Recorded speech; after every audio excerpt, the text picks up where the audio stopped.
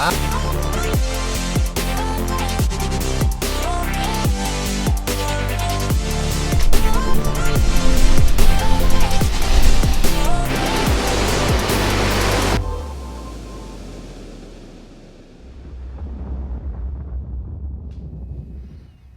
big island of Hawaii. Yeah, Hawaii was amazing. But yeah, we finally made it. Woo! To the big island. We flew into Kona, and it's kind of like the touristy area of Hawaii. No offense. I love the resorts and like all that jazz and amazing restaurants, and nothing much has changed in Hawaii. Like, everything's outdoor anyways. People do wear masks and people are really respectful about space and whatnot, and it's a little bit less crowded there. I would assume there's less people on like the big island than on the main island. It was a lot of easy camp spots too, which was pretty convenient during a time when COVID has been feeling like it's taking up our whole lives. I wasn't sure actually I was gonna make it, just because the rigorous testing that's involved. Like, you have to take a specific COVID test called an NAAT test. It's very, very easy. It's just like any other COVID test, a little swab on the nose and whatnot. Yeah, I had to run around Portland, Oregon, trying to find this COVID test just to go to Hawaii, and it has to be within 72 hours, and the flight has to be this time, and all this jazz. So the process to get to Hawaii these days is kind of crazy. Actually, before we left Portland, we ended up having to get 2 tests, because the first one that we had scheduled was a PCR test, which is not the right test that you need to get onto the island. You need the NAAT test, which is, it seems like it was a rapid test because we got our results back in half an hour.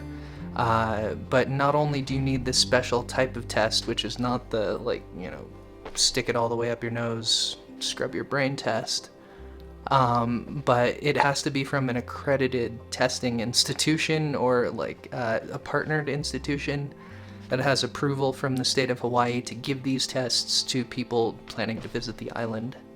And it ended up costing about $200. And then not only that, but as soon as we, took the test, got on the plane the next day, flew all the way out to Hawaii, when we landed, they gave us an instant test right there. And it was a really interesting process because, you go in, you check in, you scan your app, and then they give you this card, and then you walk around a corner, and then you give the card back to another human around the corner. So I don't understand the point of that card, but, maybe to pass COVID? I don't know. And then you get tested again, and then you leave the airport. You have, they have all the traceability, they know where you're staying, they have your phone number. But if you get tested before you get on the plane, you don't have to quarantine. So that's always a big plus, not quarantining while you're there on vacation. I saw 3 different color beach sands: green, white, and black. We went up a volcano, but it was so cloudy that we couldn't make it to the top. We slept on the beach, slept on the top of cliffs, woke up in the morning to the most beautiful sunrises I've ever seen, and because we were in a tent, it just was right there. And the weather's so nice that you can just leave the doors open at night if you really want to. I don't know, I'd say if you have to see the big island of Hawaii, doing it in a camper is a really good way to take in all of the sights and get to see everything. Because the geographic scale of the place, it's interesting because it is so large that it's kind of hard to jump from one place to another and not have your whole day eaten up by driving. But there are a lot of things that you can string along the way to make a really cool experience every day.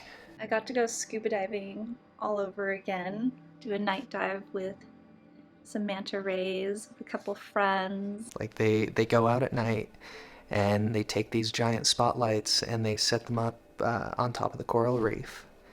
And then as soon as the sun starts to go down, they light them up, and all of the fish and all of the, well, I mean, specifically what they're trying to attract is manta rays, but they come in and they just hang around because it's attracting plankton. The plankton are thinking it's daytime, so they're trying to photosynthesize, and that gets them excited, which brings in the manta rays who eat all of it up. I mean, these creatures are gigantic, and they live on eating one of the tiniest viable food sources. And Dora just happened to have her dive certification from a previous trip to Hawaii, so she got to go with Rebecca and Luke into the water to see this amazing night dive.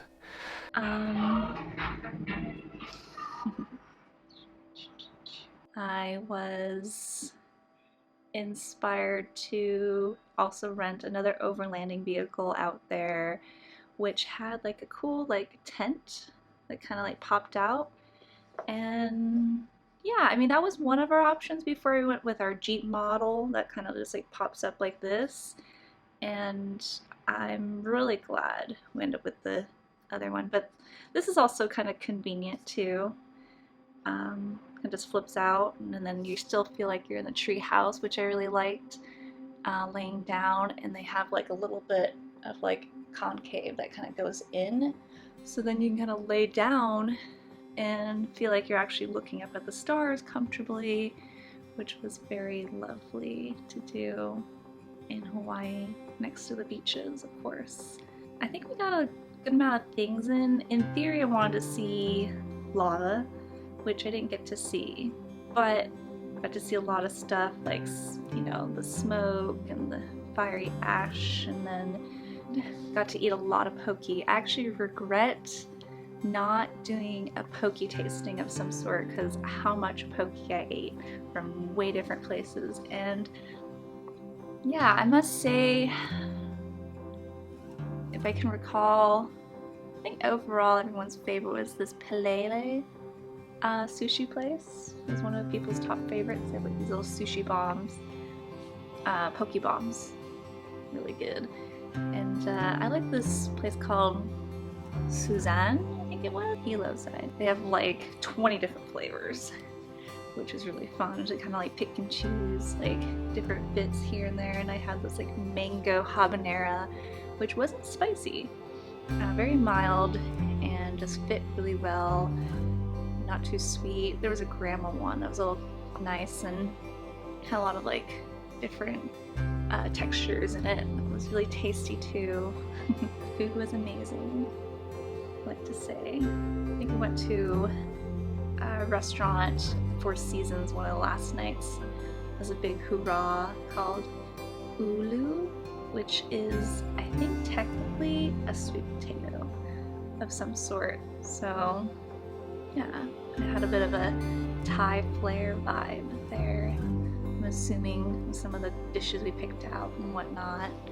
And then, yeah, it was a lot of fun. I was really happy to have the vehicle to travel around and explore more the places. It's something that I don't think everyone was ready for. Like, it's nice to have a space to sleep at with a shower and everything and whatnot, but then you're committing yourself. You want to go to the green sand beach. It's a good 3 hours, you know, to do that, or South Point, and then you have to come back. Whereas like we got to go there and then go to the next place and the next place and the next place without having to feel like, oh, we have to go check back home, you know. So I guess it just depends how you want your vacation. I've never been the type to desire hotels or really nice Airbnbs because I don't see myself there unless I'm like sleeping.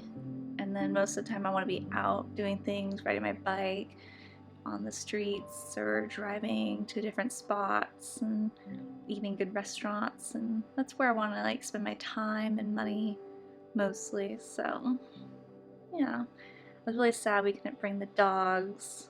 We could have made it happen, but it would have been a hassle regardless. But they're pretty cute. They're ready for anything. Okay, they're sleeping right now. get sleepy just looking at them. There was actually a good amount of circus people living on there, and the food there, though, grocery-wise, was really expensive, which was a little disappointing. Restaurants were okay. I was ready to pay that much for restaurants. But yeah, getting groceries didn't make a whole lot of sense all the time.